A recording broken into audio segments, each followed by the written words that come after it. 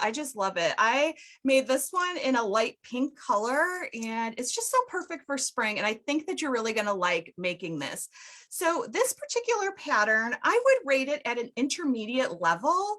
But if you are a beginner, don't let that scare you because I'm going to show you all the steps that you need to know to make this bunny. And you can always come back and rewatch this live so that you can go over any steps that were confusing to you. The other thing that you're going to want to do is make sure that you download the pattern, and you're going to find that in the comment section or in the description wherever you're watching this. So make sure that you're downloading your pattern so that you can save it for later so you can knit one for yourself. In addition to making sure that you have the pattern, don't forget that you can ask any questions that you have in the comments throughout this live event. You can also just say hello and let us know where you're watching from because we always love to know that too. But if you have any questions about the bunny itself, make sure that you're dropping those questions in the comments and we'll get to as many as we can while we're working through the bunny. So I'm going to go ahead and flip my camera down, and then I am going to show you all the materials that we're going to need.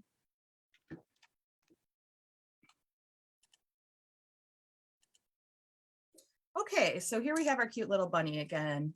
Isn't it just so cute? Okay, let's talk materials. So for materials, we are going to need 80 yards of a worsted weight yarn. And this project's really great for leftovers. This particular ball of yarn that I had about 200 yards in it. So, I've used it for some other projects, but it's going to be really great for making a bunny too. So you're going to need 80 yards of the worsted weight yarn. In addition to that, you're going to need your knitting needles. So the pattern calls for US size 4, which is a 3.5 millimeter set of 5 double pointed needles, and that is for knitting in the round. Now, you can use whatever type of small circumference knitting method you like. And so what I mean by that is you can use the double pointed needles, you could use 2 circulars, or you can use magic loop method, which is actually what I'm going to do here today, just so that my double pointed needles aren't banging on my table. And also it is my preferred method for small circumference knitting. Something just to keep in mind is, in this particular video, we're focusing on the steps to make the bunny. If you're curious about different ways that you can knit in the round, we do have some videos on the Knitting Circle website that will tell you exactly how to work in the round in different ways. So we have videos on double pointed needles, magic loop, 2 circulars. So you can go and check out those videos on our website to get a little bit more into the technique of doing those different knitting in the round techniques. So you're going to need the US size 4 needle. And you might be thinking that seems awfully small for a knitting needle when you're using the worsted weight yarn. And the answer is yes, it is. Normally with the worsted weight yarn, you're going to use usually a size 7, maybe a size 8, depending on your pattern. And here we're going all the way down to a size 4. The reason for that is we really want our stitches on our bunny to be pretty tight. So you want to make sure that you're using that smaller needle so that you're getting a tighter gauge. So it's a US size 4 needle to get the gauge that was listed in the pattern. But the main thing is that you want your gauge to be pretty tight so that you don't get any of that stuffing or anything like that coming back out. So in addition to our yarn and needles, there's a few other things that we need. We have most of them here on a tray. So we're going to have some safety eyes, and these are the same ones that I had on the bunny. So these particular ones have brown around the edges and the pupil in the middle is black. And then I also have the backing washers. These are 12 millimeter safety eyes. Here I have some black ones. These ones are a little bit bigger, I think. These might be 14 millimeter maybe, but you can also use the plain black ones, and I have the backing washers for those too. One thing I want to note about the safety eyes is that the safety eyes are meant to be used on projects that are going to be given to children ages 3 and up.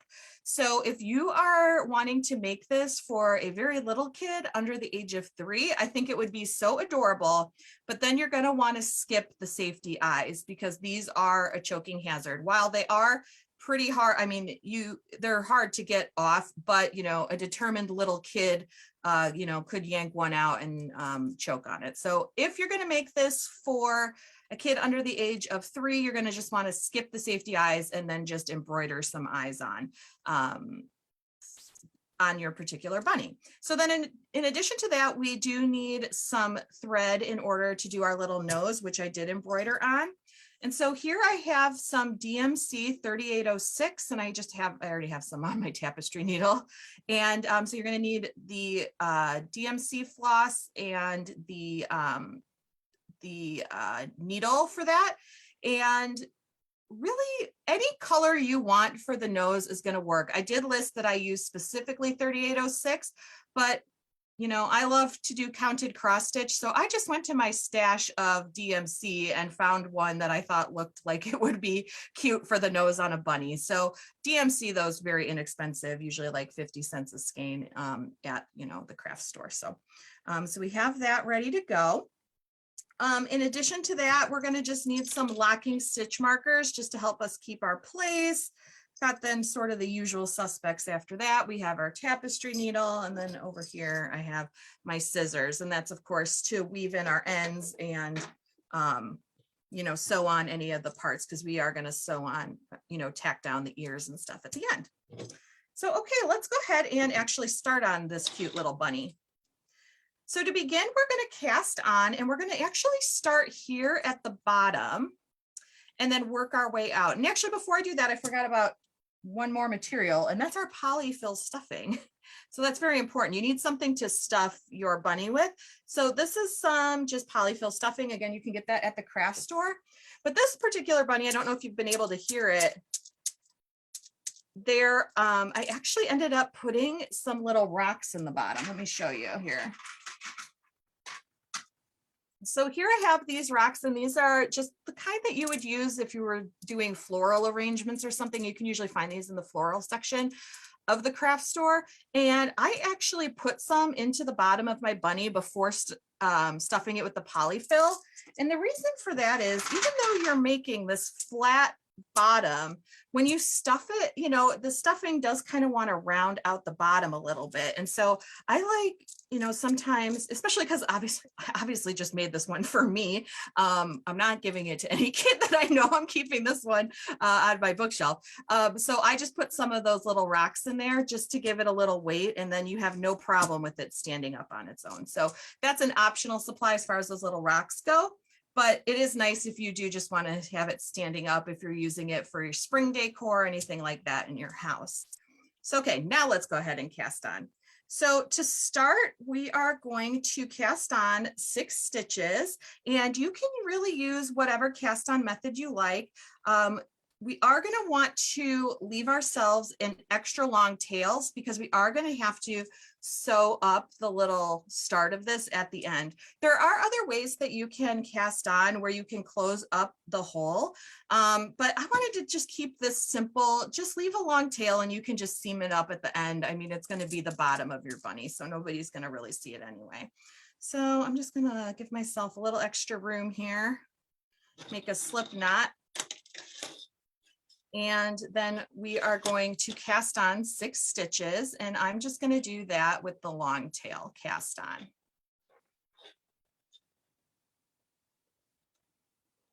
So I just have 6 stitches here. 1, 2, 3, 4, 5, 6. And now, because I'm knitting using the magic loop method, I am just going to fold my cord in half so that I have 3 stitches on the back and 3 on the front. And again, if you want to know more about Magic Loop, definitely take a look at our Magic Loop video. And I also did a class on how to knit socks using Magic Loop. So you definitely could see a lot of the technique in that class that's on our website as well. So now we are going to join in the round. And so I'm going to, because I'm doing Magic Loop, I'm going to pull the back needle up to the front here. And our first round, we're going to knit into the front and back of each stitch. So to do that, I have inserted my needle as if to knit.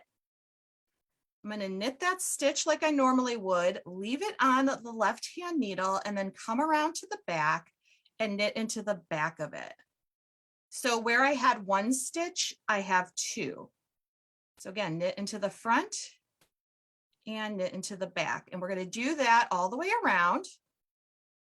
And so we're taking our 6 stitches and we're turning them into 12 because each stitch is one stitch that we're turning into 2. So now I'm coming over to the second half of my magic loop.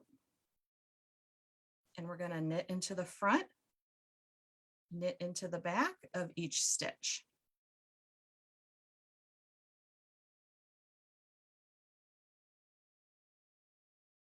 And there we go. So that completes round 1. Now at this point, once I just have a little bit more fabric on my needle, this is the point where I like to actually place my stitch marker.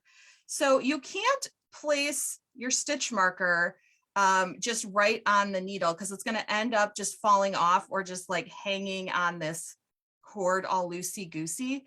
So I just take a removable stitch marker and I just go right through the fabric right where the round is joined. So then I know when I come to this side over here that that's the start of my round. So now that we've done that, that was round 1. Round 2 is simply knitting all the stitches. So the one thing with magic loop is we just want to make sure that we're not twisting anything and that our yarn's all in the right place. There we go. We've got, oh, I was about to knit with that extra long tail. Don't want that. You'll be sad in a few rounds. Okay, there's my working yarn that's going to the ball. So the next round, round 2, we're just going to knit all the stitches.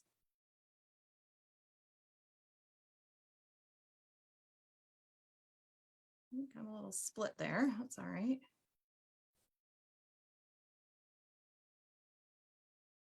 Let's see, looks like maybe that got knit together. We're just gonna fudge it a little bit. It's the bottom, right?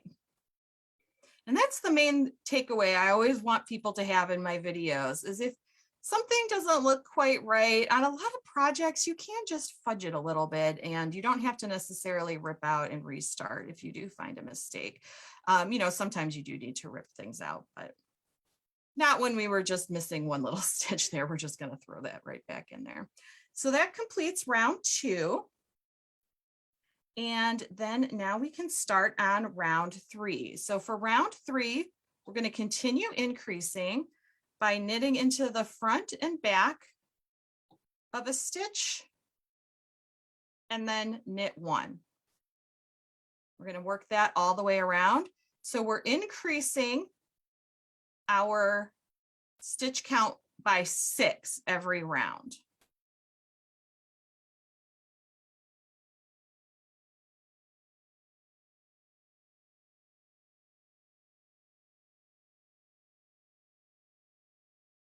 Guess my stitch count was right. Okay, we're fudging again. There we go. And then on the other side, we're going to do the same thing because again, I'm working in that magic loop. So we've got half the stitches on the front and half the stitches on the back. Let me show you that knit front and back one more time. Knit into the front and then knit into the back. Just like that. It's a great little increase. I love using it on all kinds of projects, especially ones like this. Just a nice, easy increase is all you need. So at this point, you would just continue working the base as written. All you're going to be doing is knitting around and then working around that has these knit front and backs in them so that you can continue increasing. And so what we're doing here is that we're forming the bottom of this. So you can see how these increases kind of are stacking up in this. It's actually a little bit decorative in this decorative way. It's very nice. So once you've done those increases, the pattern will tell you to knit a couple of rounds and then purl around. So let's go ahead and take a look at how to do that.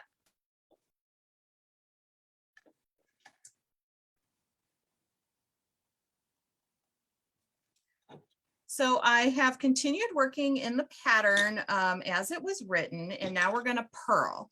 So we had been knitting. So our yarn was in the back. So if you were knitting, your yarn is in the back. Now we're going to purl the next round. So we are going to insert our needle to purl, and then we'll have our yarn in the front to purl all the stitches. And so we're going to form this little ridge. It just kind of helps everything stand up nicely. This is a great little technique for anything where you want to have a flat bottom. I've used this in some other things I've knit over the years that had a flat bottom. I knit a wine cozy years and years ago that used a similar technique to this. So this is something, once you've done it on the bunny, it will be a great little technique to know so that you can use it on other projects. So I'm just purling all my stitches. Because I'm doing magic loop now, I have to come to my other half. At this point, I have 42 stitches on the needle. And we'll just continue to purl.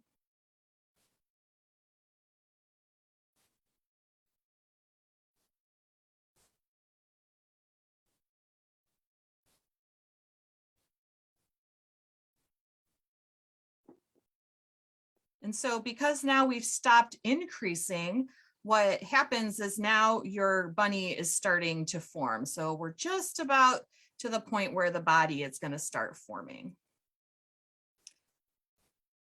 So now to complete this purl ridge and really help it stand out and just give it a little bit more definition, where it's just really kind of popping out there, is we're actually going to form the ridge by knitting the next round and picking up a stitch on the wrong side or inside 2 rows below. So let me kind of bring my hands up a little bit here.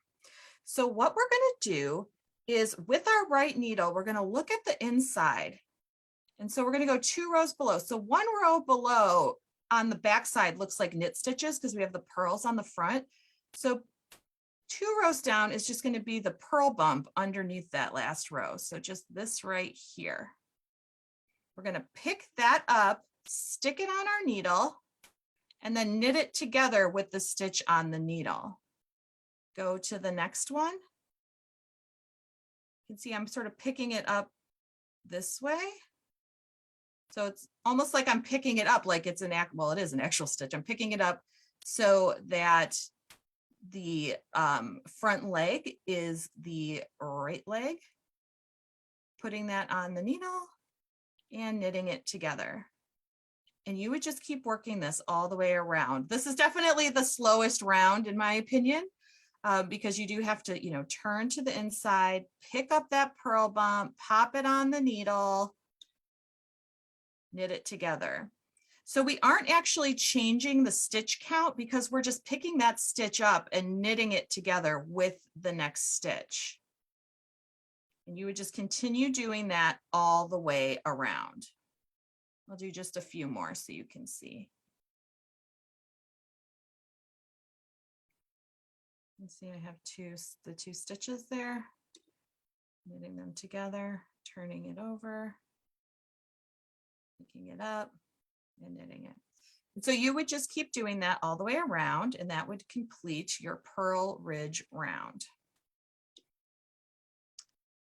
And that's that. And then at that point, you would be right here in your bunny pattern. So from there, we need to start working the body. And so the body here is actually pretty simple. We are going to be knitting 12 rounds of just plain knitting. So you're just going to work around and around and around and around for 12 rounds.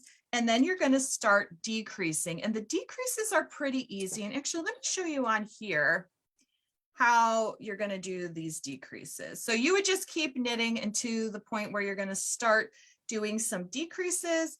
And if the decreases for this part of the pattern are just knit 2 together. So when the pattern tells you to knit 2 together, you just take the next 2 stitches, insert your right needle into them both. So from left to right, I'm going into those 2 stitches and knitting them together to make one stitch. And again, you're just going to do that in the place in the pattern that specifically tells you to do it.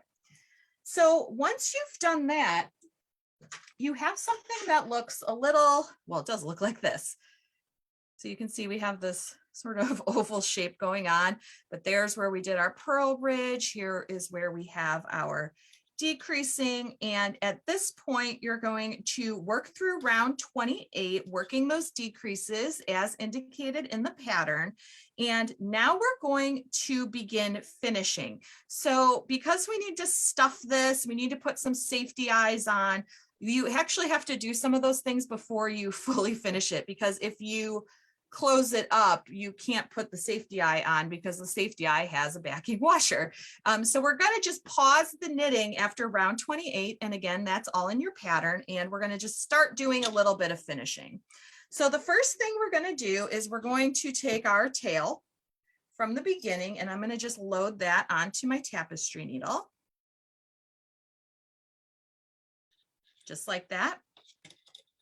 And just sew up the hole. You can see that the hole actually is pretty small, and on this blue yarn you almost can't even see it, but we don't really want anything poking out of there. So we're just going to take our needle, and I actually start this from the right side or the outside because this is the bottom, so I'm not too worried about how it looks, but you can also then go and do all this on the inside. I am giving it a little tug, not too tight, you don't want to break your yarn.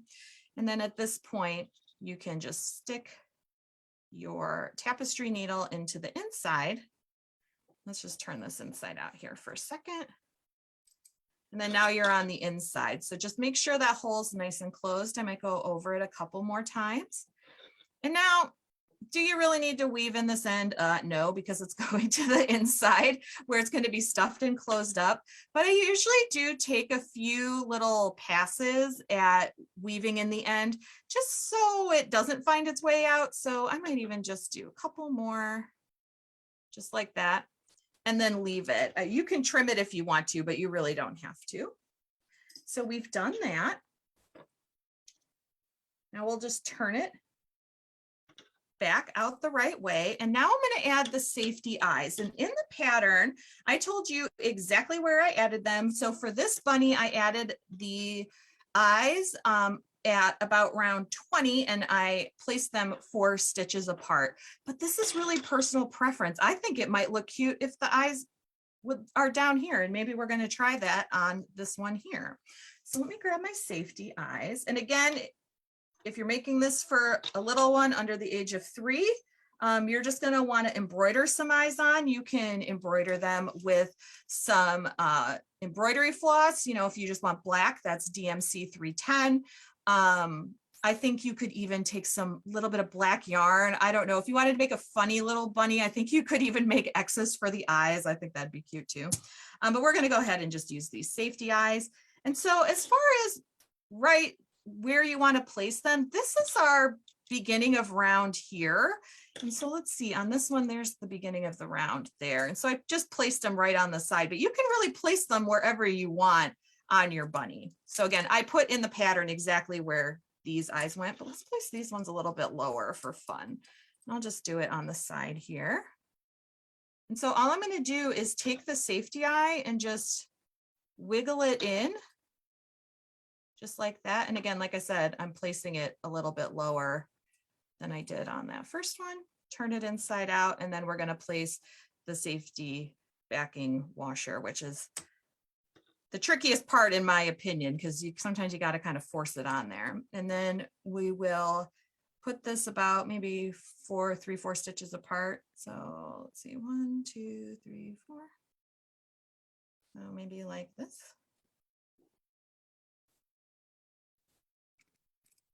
And then especially before I put the second backing washer on, I just take a look at my bunny and see, do I like where the eyes are? Do I want them farther apart?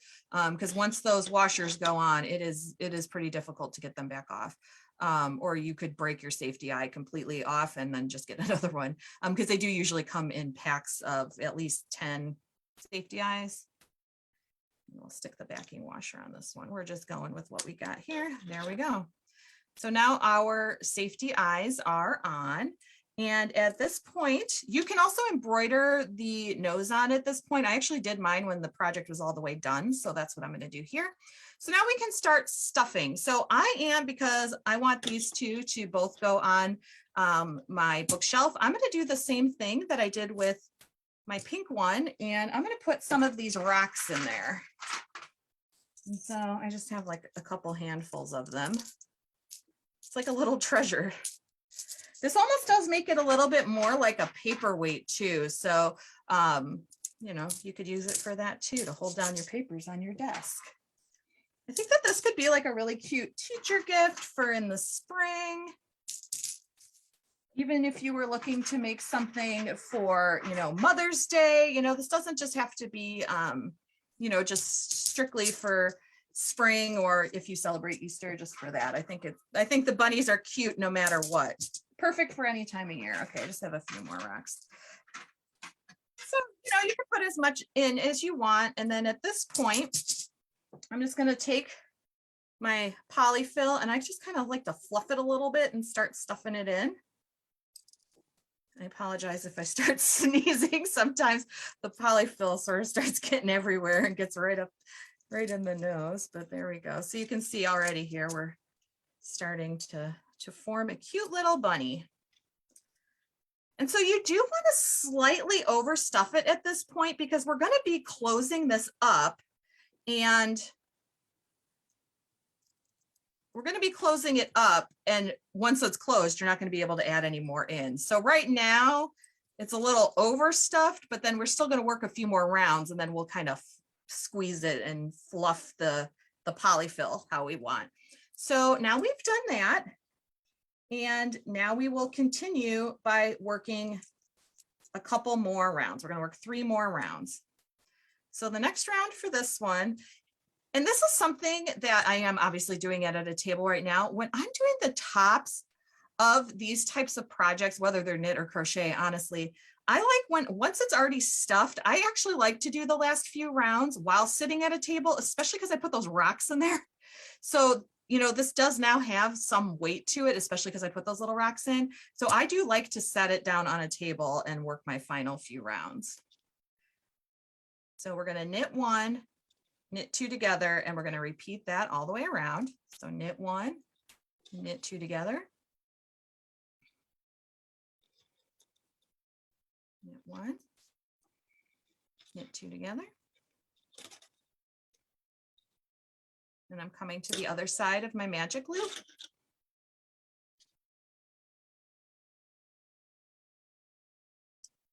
And we're going to do the same to finish off the round.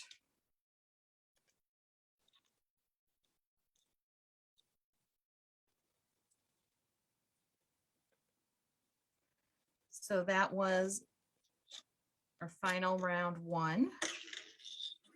Called this the head, but we did put the eyes further down on this one. For round 2, we're going to just knit all the stitches.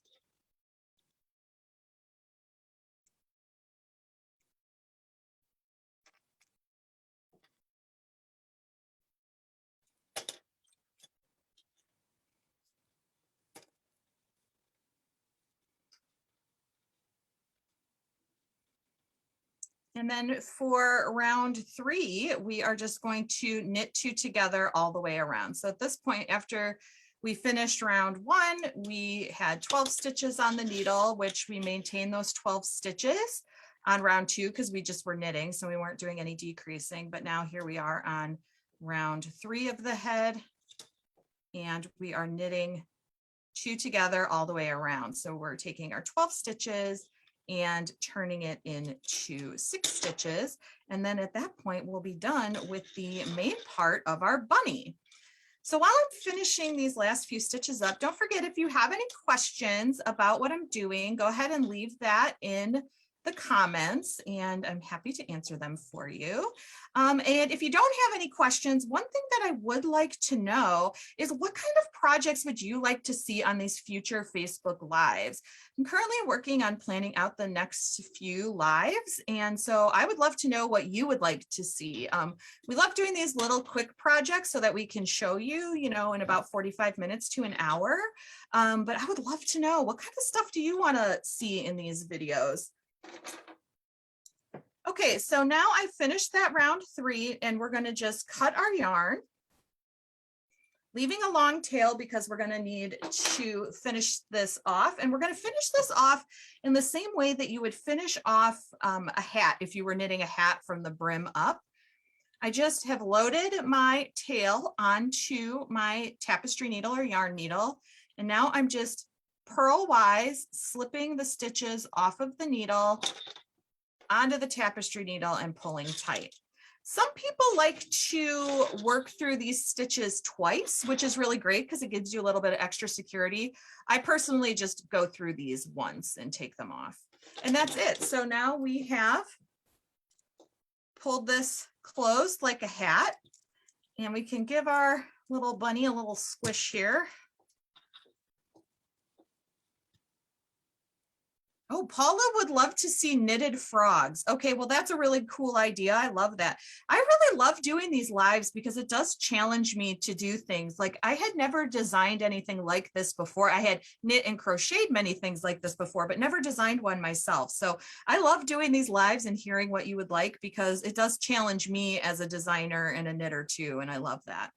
So once we've cinched this up, again, you're like, uh-oh, what do I do with the tail? Well, this is really easy. All I do is you got to be careful so you don't lose your needle inside your toy. I'm just bringing my needle down like this and then out the other side. I just make sure that I'm able to grab it out the other side. And now I'm going to pull this a little bit tight just for a second. I'm just going to pull it a little tight and then snip it. Just be careful not to snip your actual knitting. But when I snip it, because I pulled it tight, then it'll just shoot right into the inside of your toy. And there you go. So right now we have this weird little guy. Yeah, I actually feel like you could just knit this in white and it could be a ghost. Oh, Alice says gnomes. Okay, I love that idea. Oh, you guys are giving me so many ideas. I love that too. That's been something I've been wanting to knit for a long time, is a gnome. Oh, knitted Easter baskets. Oh, everybody's coming up with really great ideas. Okay. So now we have the body of our little bunny done, but we need some ears because while this looks like a little blue ghost, we are going for a spring project today and we are making a bunny. So I already have one ear made here, and you'll just follow the instructions that are in the pattern. And let's see, let me grab my knitting needles, and then I'm going to need a little bit of yarn to start working on the ear. So to do the ear, we're just starting by casting on just a few stitches. We're casting on 5. So let's just move these little guys out of the way. And again, I already knit one, so I can show you how to sew it on at the end. But let's just go over some of the steps of doing the ears. So again, we're leaving a little bit of a longer tail because we're going to use that to sew down our ear onto our bunny later.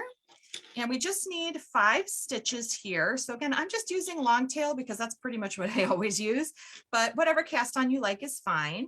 And then we're going to work one wrong side row just by knitting all the stitches. And then we're going to start working our 23 rows for the ear. And so you can just follow along in the pattern for all of the rows, but let's just do a few here together. So now we did that setup row. We're on the right side. We're going to slip one with yarn in front. So we're going to start by having the yarn in front of our right needle. We're going to slip the stitch purlwise, then move the yarn to the back, because the next direction is to knit into the front and back twice. So we did a knit front and back. That's 1. Knit front and back again. That's 2. And then knit 2. And then on rows 2 through 4, we're going to slip one with yarn in front, bring the yarn to the back, knit to the end. Oh, Kathy says baby owls. Oh my gosh, I'm into all of these ideas. You could turn this into an octopus, Jill. Jill, I think we do need to turn this in. So maybe I need to do another Facebook Live in the future where we start with this base and then we do the little tentacles. Oh, that's such a good idea. That's so cute. Okay, here we go. Row 3, slip one with yarn in front, knit to end. This is exactly why, like I keep saying, that's why I love doing these lives. Everybody's so creative and comes up with things. I never would have thought about turning this into an octopus, but it completely looks like one. And then row 4 is just the same. And again, you're just going to follow along with the pattern for this. These steps are all pretty simple. So let's take a look now at row 5. So row 5, we're increasing again. We're going to slip one with yarn in front. Then we're going to knit into the front, into the back, knit 2, knit into the front and back, knit 2. And then you would just keep working the pattern as written. 23 rows is quite a lot for me to do right now, but you would just keep following with the pattern. Let me just quickly, just on this little swatch, show you the decreases that you're going to need to know. So one decrease you're going to have to do on row 13 is you're going to need to do an SSK. And the SSK, we're going to slip as if to knit, slip as if to knit, and then insert our left needle to knit those two together through the back loop. So you're going to use that decrease. You're also going to use a knit 2 together decrease, which we've done a bunch of, but let's just look at that again. Just knitting 2 stitches together. Let's see, Janice says, how about a cross for Easter? That's a great idea, like a doily or table runner. I love that.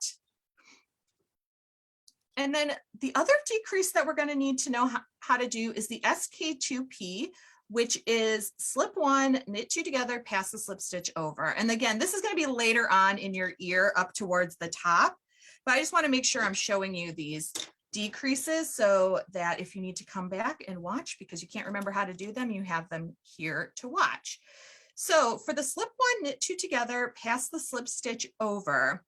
You can either slip the first stitch as if to purl, or you can slip the first stitch as if to knit.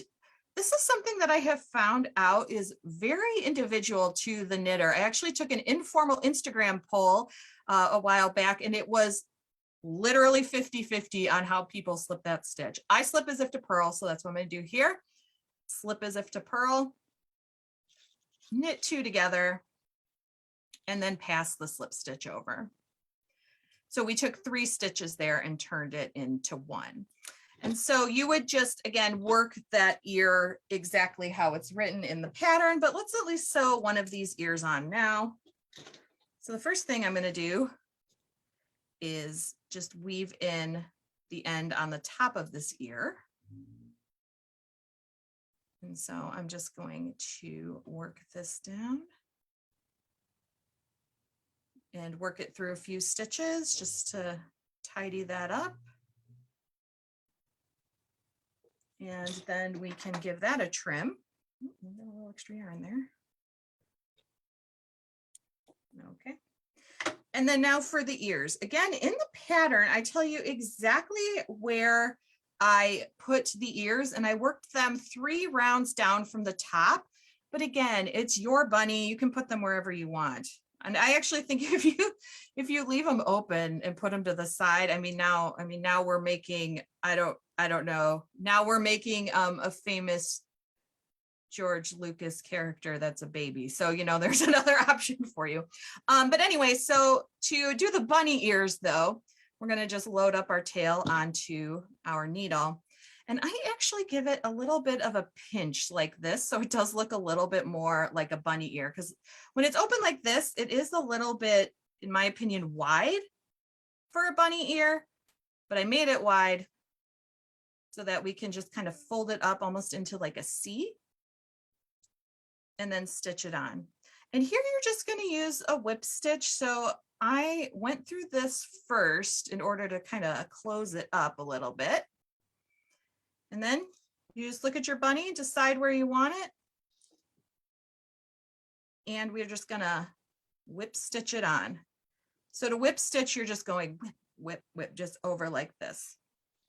And we have some videos on the Knitting Circle for all different ways that you can do seaming and different types of seams, but just a whip stitch here is going to do just fine. And I'll even sort of work it all the way around the entire bunny just to secure it. Because the ears are in the same color, I mean, you want to do it neatly, but you have a little less to worry about because it is in the same color. So it is all going to just kind of blend in. So to me, when you're putting the ears or different pieces on any kind of toy, to me, it's a little bit more of an art than a science. So I just keep working around until I'm happy with how it looks, basically. And if you are unhappy with how it looks, you can just carefully, it's a little bit of a pain because it's all the same color, but you can take it back out and start over.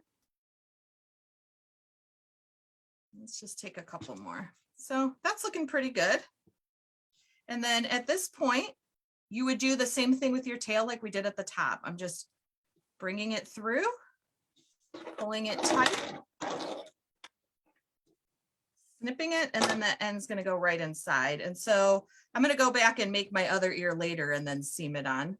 And I would just put it right here. You could see in this one, I actually kind of formed it so this one kind of more sticks up and this one's kind of more down. So you can play around with that a little bit. But let's take a look at the last step, which is doing the nose. And so also if you were doing some eyes too, you could do it at this point. So I have loaded my embroidery floss onto my needle using the loop method, or like so it's folded in half and I have a loop here at the bottom. I am not great at embroidery. I like counted cross stitch, but I find that this method works just fine for the DMC. And so what I'm going to do is I'm going to start by making a little bit of a triangle. And again, more of an art than a science. So because I have it folded in half and I have this loop, I just pull it until I have a little bit of the loop left and then tighten it down. And then let's continue to make our little triangle. Okay. So we have our little triangle here. And this thread's pretty thin. So here, let me pull this last part here and I'll bring this up a little. So see how I've just made this upside down triangle? Now, actually, I'll just leave it like this. All I'm going to do now is sort of follow the path of this just up and down. So we're working like a satin stitch. And so I'm just following the lines. So I'm going underneath the bottom one and then coming up above the top one. You might need more than one piece of floss to do this. I tried not to cut too long of a length. I was trying to be a good stitcher and not cut a length that's, you know, as tall as I am, so that I only had to have one, because that's how you get knots. But so you would just keep working this. And if you needed to add in another piece of thread, you could do that. And also I find with these that going over it a few times to really give the nose a little more dimension is good. And you can see I'm not doing this perfectly. It actually doesn't look super great right now.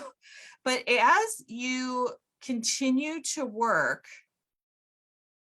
and you go over it again and again and again, and again, this is almost just like doing a whip stitch, right? Because we're just coming down and up and then going back down and up.